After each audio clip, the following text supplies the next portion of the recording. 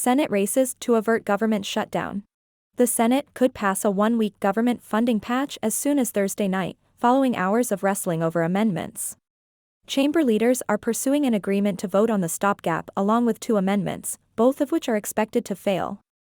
The House on Wednesday night passed the measure, which averts a shutdown on Friday and extends federal cash until December 23, as top lawmakers scramble to wrap up a broader $1.7 trillion year-end spending package.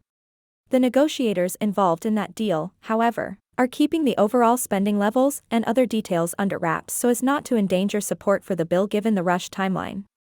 With less than 48 hours until federal funding lapses, any one senator can hold up the one-week stopgap in exchange for concessions or amendment votes.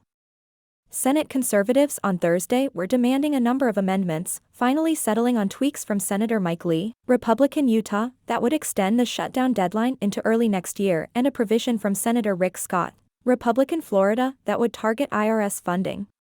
Senator Rand Paul, Republican Kentucky, who has previously held up spending legislation in what he characterizes as a pursuit of fiscal responsibility, predicted that the stopgap would pass on Thursday night after Republicans secured amendment votes. "I think we may finish tonight. It might be late," he said. "But I think there's an agreement on the amendments." Conservatives have also complained about the secrecy of top appropriators, who struck a bipartisan government funding framework earlier this week without revealing any details. That framework allows appropriators to spend the next few days finalizing legislative text for the deal. While much of the bill is written, it's still a massive lift for a Congress plagued by delays. Notably, appropriators reached an agreement Thursday to divvy up overall government funding totals across a dozen different bills, a critical step to finalizing the comprehensive spending package.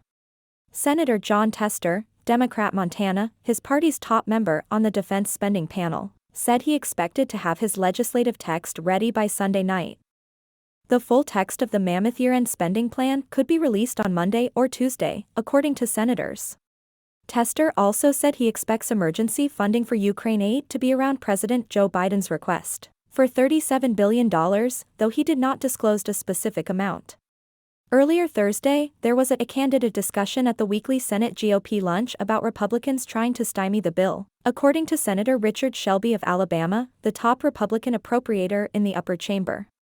"We've got people in our caucus that legitimately vote against everything," he said.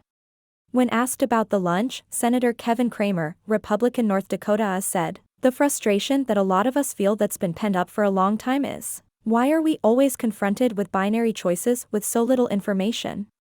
Senate Majority Leader Chuck Schumer warned Thursday morning that any senators thinking about holding up the week-long funding fix likely wouldn't score the political points they're seeking.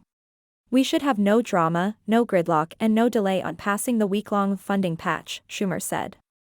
"Those who demand something happen and risk shutting down the government almost always lose."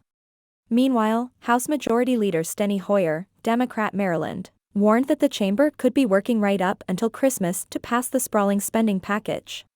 "We all understand Christmas is Sunday and none of us want to be here, but all of us have a responsibility, obviously, as you complete the business of funding the government of the United States of America," Hoyer said on the floor Thursday. "So we will be here." Lawmakers will also be trying to cram a number of unrelated policy provisions into the spending bill before the start of the next Congress, such as a reduction in the federal sentencing disparity between crack and powder cocaine offenses. The legislation is already expected to include Ukraine aid and legislation to update the 19th century law known as the Electoral Count Act, which former President Donald Trump sought to exploit to remain in the White House after the 2020 election. Senate Minority Leader Mitch McConnell, Republican Kentucky, reiterated Thursday that he'd support the funding package, provided that it's wrapped up by December 22. He's warned that GOP senators would leave town by December 23. "Welcome to Thursday afternoon in the Senate," said Senator John Cornyn, Republican Texas. "It's hard to know how this ends, you know how it is. Sometimes, miraculously, everything comes together because people want to go home."